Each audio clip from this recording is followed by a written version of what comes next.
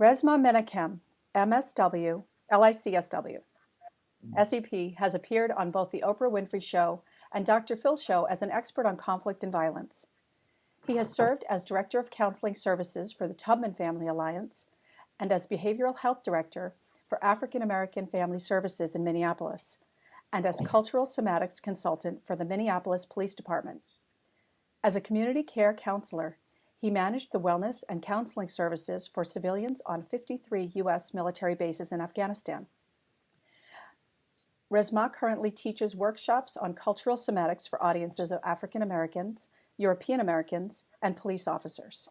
He is also a therapist in private practice in Minneapolis. Resmaa, welcome to the show. Thank you. Thank you. It's good to see you. It's good to talk to you. It's good to get you on the line here. This is wonderful. Good. Okay, well, we are here to talk about your book. Yeah. My Grandmother's Hands, Racialized Trauma and the Pathway to Mending Our Hearts and Bodies. I found this book to be very frank and raw, and it really digs into the issue of racism.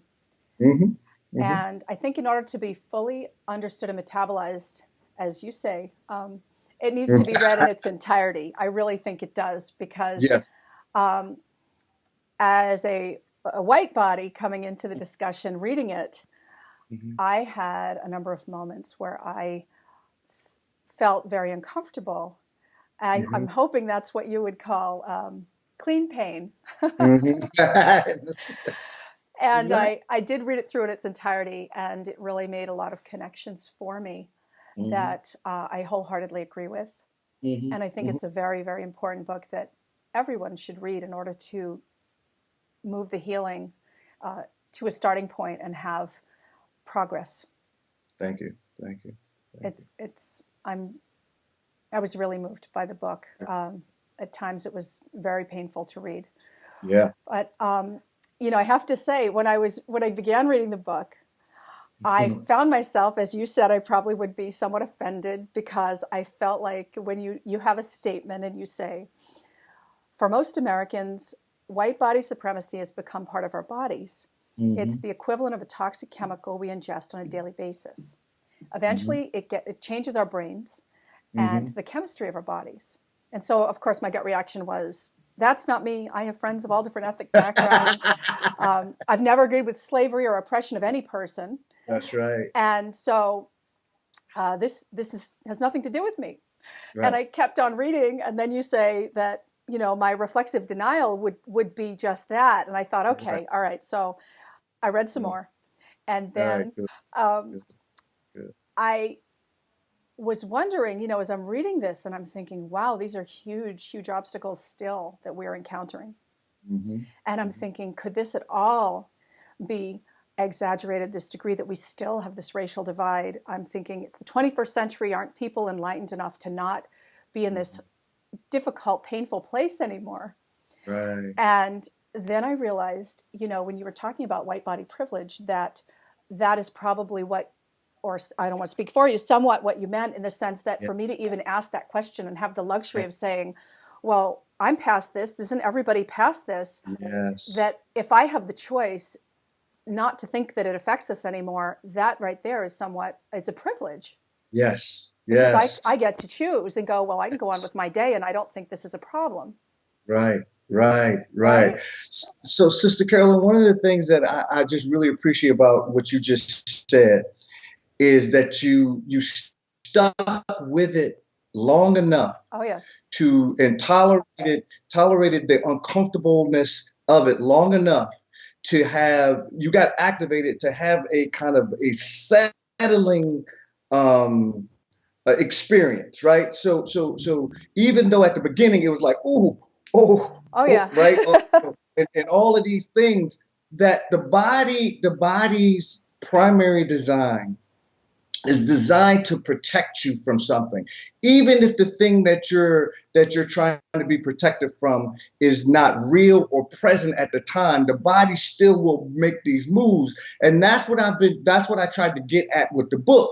Is that slow it down, so you can actually experience what was going to come up as we begin to talk about this issue of race and supremacy and land theft and genocide and enslavement and rape and brutality. You got just those things, just the mention of those things can make the body start to move into a protective response. And so then all of your sensations, all of your actions, all of your meaning making comes from that place. Right. As opposed to a place that allows you to maybe have more resource by which you can deal with these pieces. But I want to ask you a question, if it's all right. Of course. Okay. So what did you notice as you started to go through the book and these things started to rise up? What did you notice as you moved through the practices? Constriction as you, in my chest. Yeah. See, and most of the time, people never have to contend with that. They just override it and move through it. Right. Right. And so as you started to actually do and that's why I say in the book, if you don't have time to do the practices, don't start this book. Right. because it will make you so cognitive. You will reflexively move into such a cognitive place that you won't be settled enough in the body to be able to experience what you need to experience. Absolutely. Yeah. Well, you say in the book that race is an invention and a relatively modern one. Can you tell us about that statement? Absolutely. So, there is if you think about it, the idea that skin color is a determinant of a particular species, right? That's when we say race or race, what we're talking about is that black people and white people and native people and people of Asian descent, that they are separate species of human. That's what we mean, category. That idea, the idea of that is a relatively new idea. People, in terms of people, have always had culture, but the idea of race did not really come into play until like the latter part of the 17th century, 1705, I believe. Yeah, well, the Virginia Slave Code. Yeah, that's right. But actually, that came right after the Bacon's Rebellion, right? That's correct, and that's why it came about. That's right, and it was the first time that you start to begin to see the idea of white people encoded in law, right? Yes. Before that, right? And so but it was not just the idea of saying white people. It was the idea of having that be a determinant and then reinforced through institution and reinforced through privilege and reinforced through, and so I believe that it was a design of the powerful white body to begin and continue to control the less powerful white body, right? See, when we talk about enslavement and genocide and all this different type of stuff, we immediately go to the white body versus the black and brown and red body.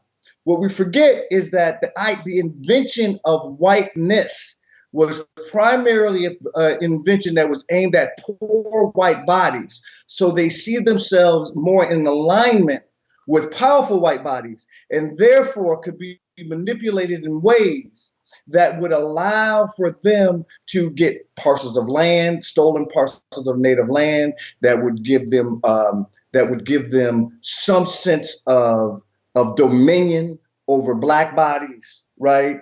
And so once that happened, that ushered in the idea of white body supremacy, right?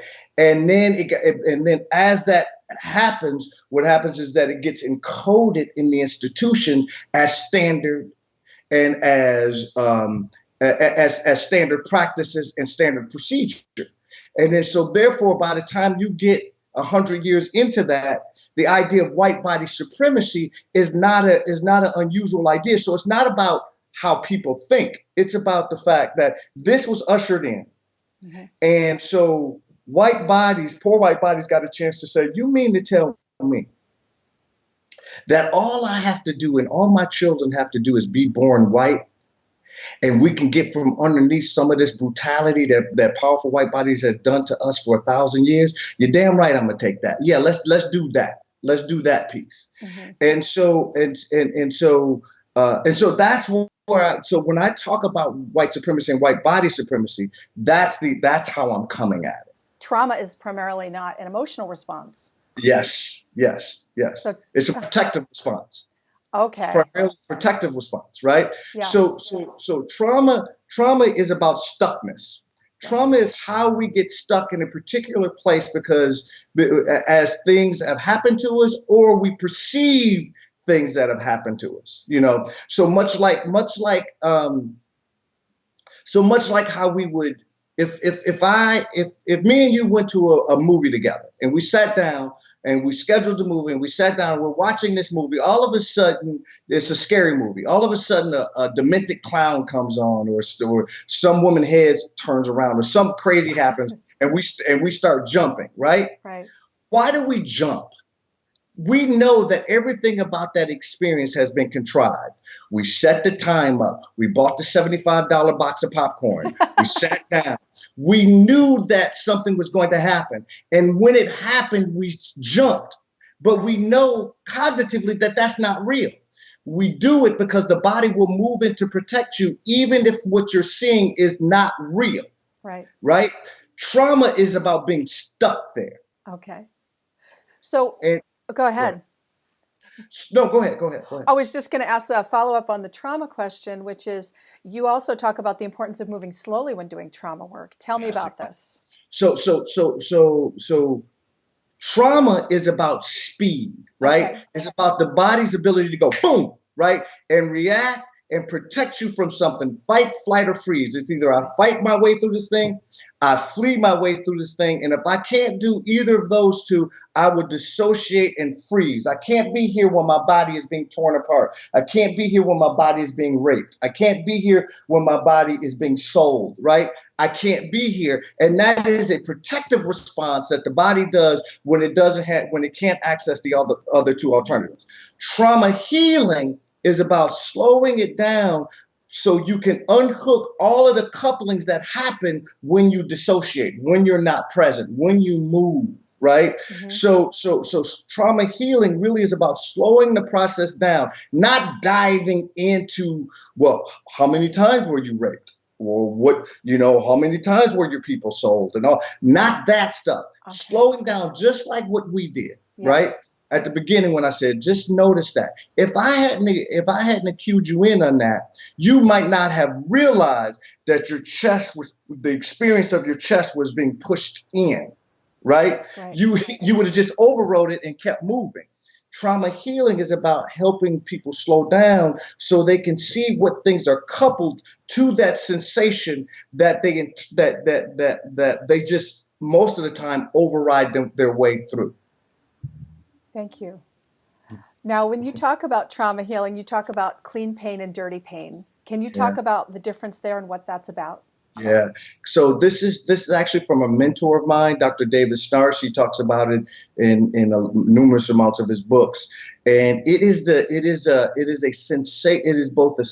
has a sensational quality to it.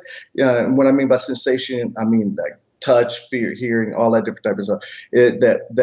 It has a image and thought quality to it, a meaning quality to it, a behavioral quality to it, an affect and a vibratory quality.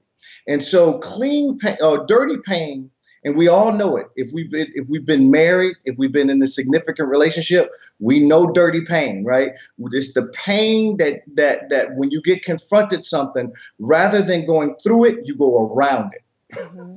Right? It's that I know I should be doing this, but I'm gonna do this instead, right? Or I know I should say I'm sorry, but I'm not gonna say sorry first. That's right. That's right. That's exactly right. It's that sensory quality of, ooh, this is dirty. This is dirty, right? But I can't help myself because I'm not, right? That's the dirty pain, right? Okay. And most of us get so acclimated to dirty pain that we'll choose that before clean pain. And clean pain is that pain that you get from going through it. Okay. Right? Not blowing it through other people, not obfuscating, not pushing away, not reflexively damaging other people, right? It's, oh, something just showed up for me. I'm having these experiences. Rather than blow it through that body of color, or rather than blow it through, I am going to hold it. I'm going to deal with all of the pieces and see what comes up for them. I'm going to deal with the rage pieces. I'm going to deal with the helpless pieces, and I'm going to go through it, right? That's clean. And what we want, what human beings want most of the time, is we want a choice between pain and no pain. Right. And that's usually not the choices we have. We have the choices between clean pain and dirty pain. And you have to choose between those two sometimes. So now you talk about in dealing with clean pain and dirty pain and choosing to move through, that's where the breathing practices in your book come up. Yeah, that's where the practices come up. That's where the grounding practices come up. That's where the orientation practices come up. That's where the self and communal touch practices, as well as the movement practices. All of those are part of the way that people can begin to both communally and individually begin to move through some of these pieces, especially as it relates to race. Okay. Now, in the book, you have exercises and chapters as well for really 3 different audiences, although you recommend, of course, that everybody read the whole book through, as do I. I think that's right. Vital, really, for Yes.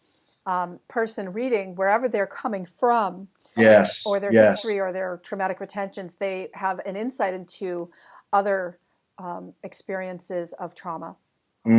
So the 3 audiences you address are dark-skinned bodies, light-skinned bodies, and blue bodies, law enforcement. Right. So please explain why you have separated law enforcement into its own category, regardless of race. Right. So one of the reasons why I do that is that the law enforcement and the institutional, to me, the law enforcement piece represents the institutional experience of that people have, and it represents a particular.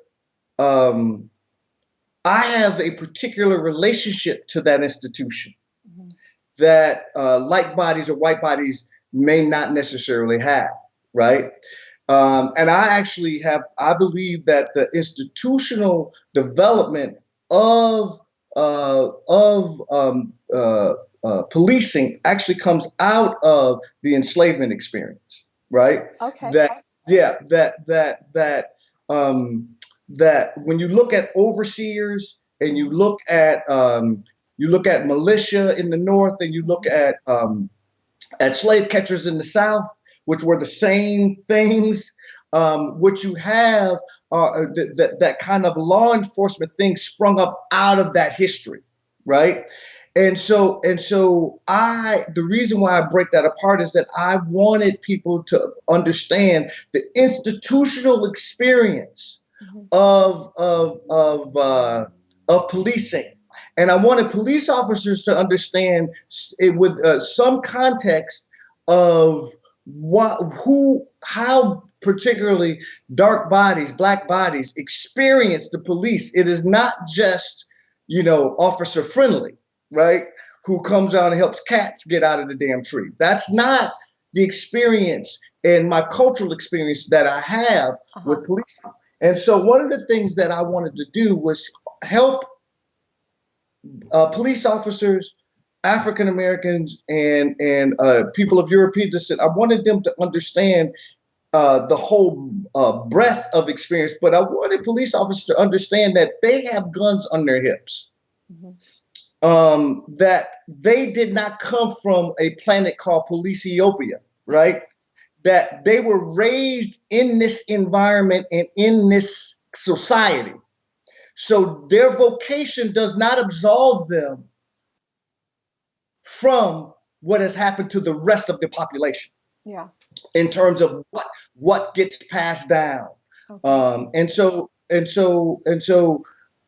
the same time, I wanted people to understand what police officers actually kind of contend with, not as a way to let them off the hook, but as a way of understanding how the personal traumas get set up for policing and how they can begin to reflexively be responding and not know why they are pulling their guns on a black body, an unarmed black body, not know why these pieces are showing up for them in such intensity that they will shoot somebody. And you ask them, and this is documented. You can ask them, why did you shoot that person? And they will say, I don't know. Right? And that's the historical, the intergenerational, the institutional, and the personal traumas that show up and get galvanized right at one point. And so that's why I broke it apart. I don't believe we can do these things together. This is my own personal belief.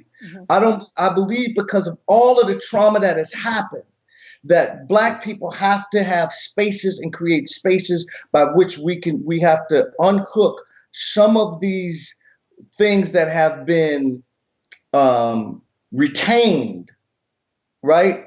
In terms of who we are, what we are, less humanness, the deviance from the white body being the standard, all of those pieces and the beauty that we have, and we have to reclaim those pieces. I believe that white people have to begin to deal with these pieces, some of these reflexive pieces that show up, and have to begin to develop culture around those pieces. Yes. And I believe the same thing institutionally has to happen within police departments. And trying to do that with, let's just have a conversation. Right.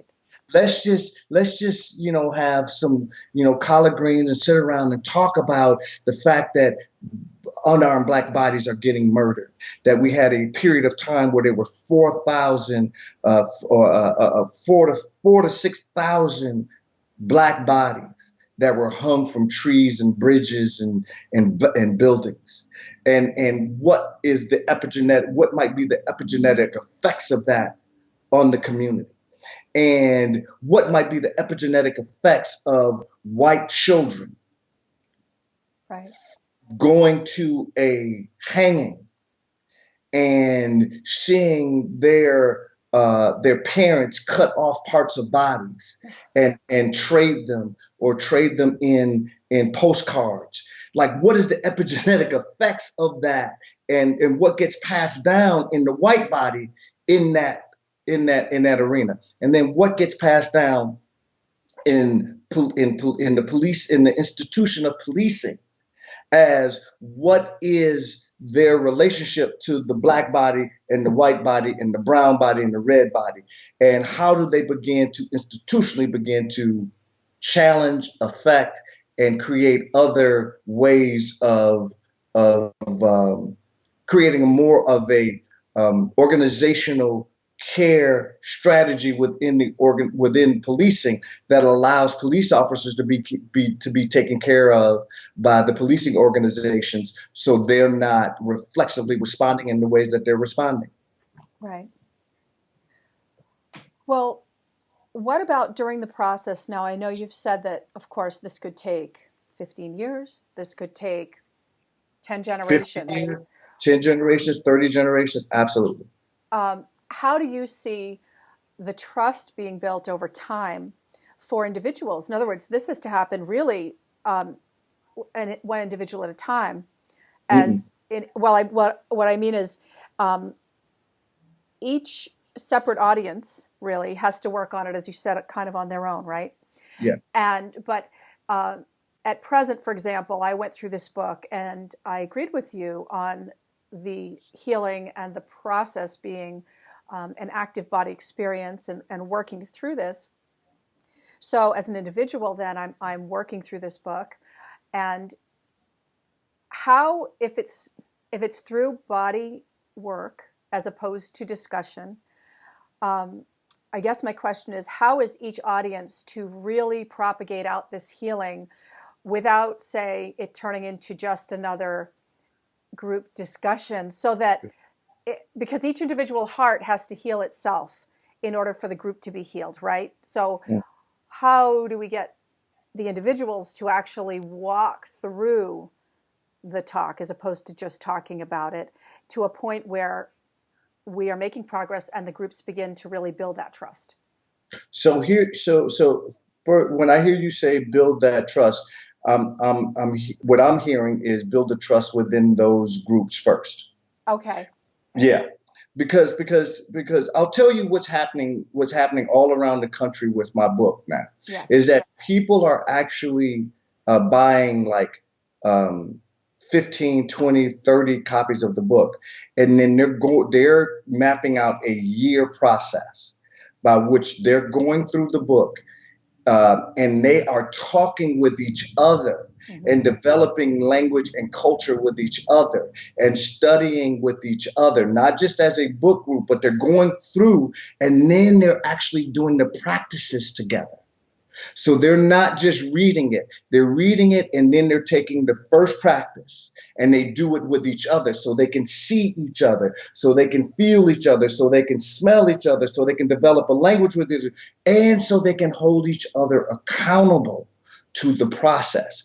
So if you just do this book as an individual, it's fine. Okay, you will get something out of it. But when you do it as a group of other white women, so let's say it's you and 6 other white women, and you say we're going to map out a year, and we're going to read this book, and we're going to focus on what we're going to do together, so we can learn what we need to learn, and we're going to develop a culture and a language with each other first.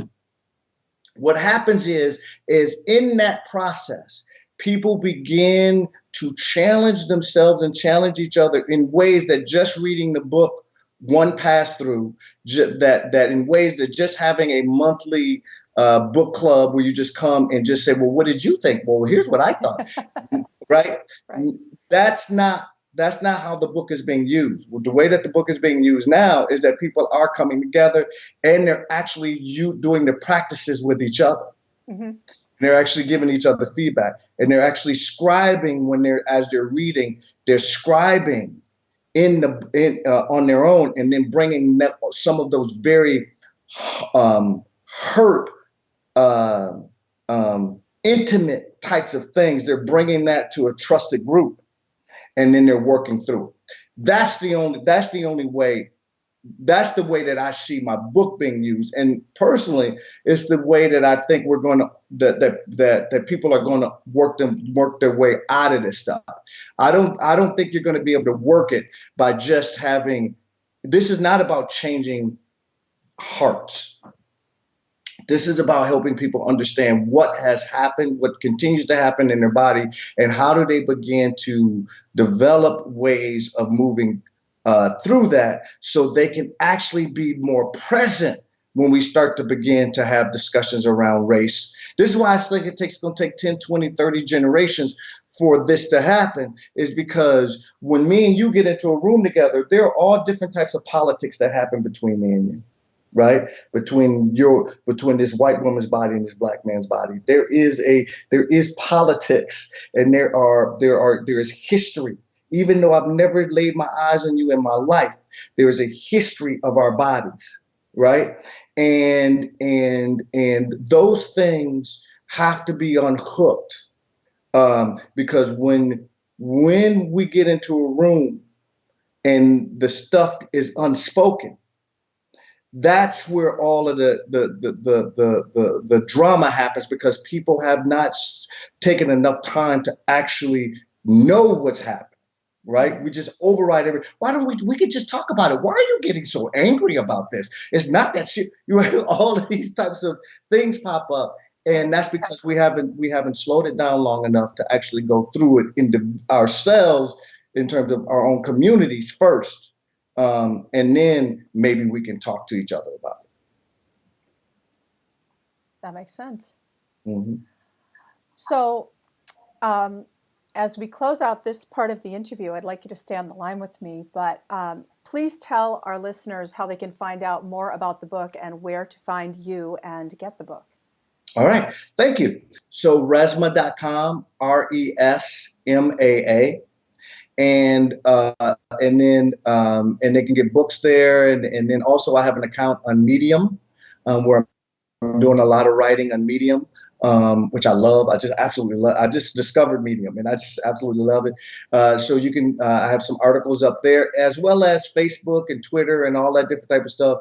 It may take a while for me to get back to you because I'm like touring all around the country right now, and actually starting to go outside of the country. Yeah, I can be reached. And if there's booking stuff or people want to book me for stuff, they can contact my assistant Zanab at 612-810-2605. Wonderful. And I'm going to hook those up in the show notes, the links. I appreciate that information. And can I say one more thing? Oh, absolutely. And we'll continue this conversation, but you go ahead. Okay. Absolutely. Sorry. So part of the book that when we put the book together, part of what we wanted to do was to have a kind of multi-layered experience. And one of the things that also comes with the book is we also did an album. Right. So there's a music album that actually one of the singles just got released last week. And then the album is going to be released on June 15th. So there was 30 artists from all around the Twin Cities that came together, and I took them through a workshop over a year. And then they went away and then wrote songs. And so that's one experience, and they can find more about that at dismemberedandunarmed.com. And then also I had 15 artists, visual artists, that actually did a whole art exhibit for the book.